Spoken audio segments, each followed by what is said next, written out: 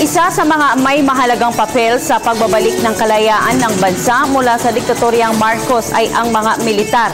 Ilang araw bago ang paggunita sa makasaysayang EDSA People Power 1, alamin natin ang mga naganap sa likod ng ginawang pag-aaklas ng militar laban sa Administrasyong Marcos. Sa ulat ng aming kasama si Waywaya Macario.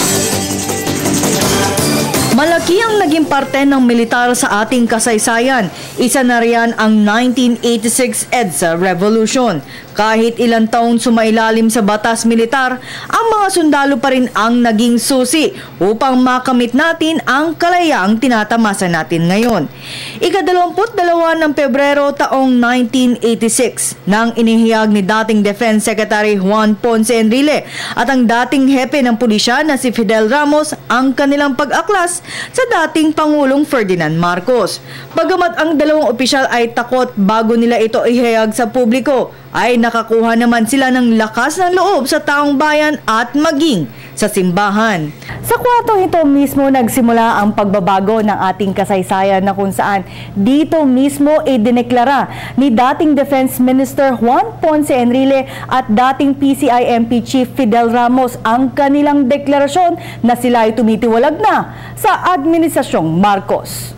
Ginawang mini-museum ng Defense Department ang isa sa makasaysayang bahagi ng kanilang gusali sa ikatlong palapag. Bukod sa mini-museum, ginawa rin itong isang conference room ng ahensya. Ikinuwento ni Bing Formento sa PTV News ang mga nangyari noong araw na magsimula ang pagbabago. Nang magsalita ang dalawang opisyal sa publiko, ay isa siya sa mga nakasaksi bago magbago ang ating kasaysayan.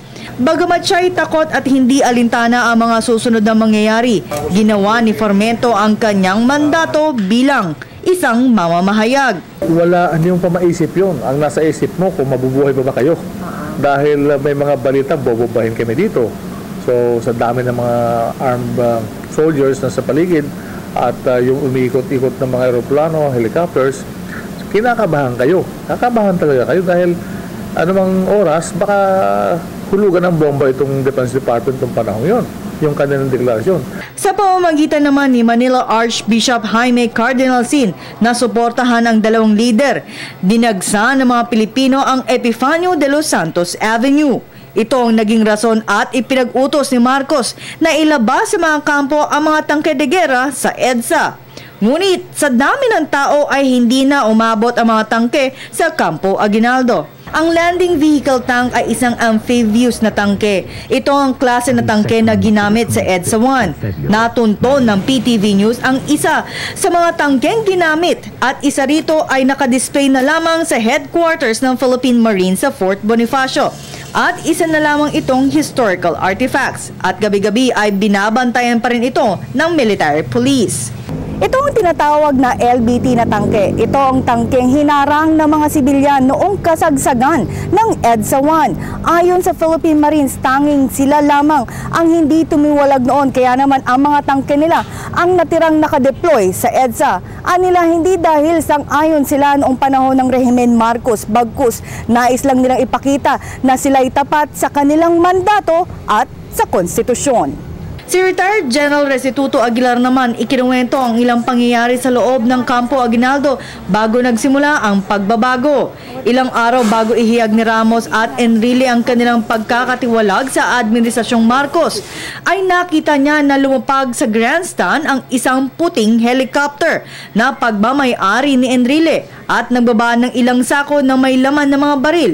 Tingin ni Aguilar na dating kapitan pa lamang, posibleng ito na ang kanilang planong pabaksakin ang pamamahala ni Marcos. Sa white civilian helicopter na may pangalang Cristina, I found out later, I came to know later that it was the helicopter of Defense Secretary Juan Ponce Enrile. It's a private helicopter niya na ginagamit. So, ang first na naka-strike sa akin nung makita ko yon was, I think, a group of soldiers in uniform, fatigue uniform, tapos bit-bit nila yung parang sako na nakikita yung mga baril sa labas. So, siguro mga 3 or 4 sila. tapos takbuhan papuntang DND building. Isa lamang si General Aguilar sa maraming sundalong naranasan ng EDSA 1 at tiyak, hindi lang siya ang sundalong maraming maibabahagi sa pagbabago ng ating kasaysayan. Para sa Telebisyon ng Bayan, Waywaya Makalma.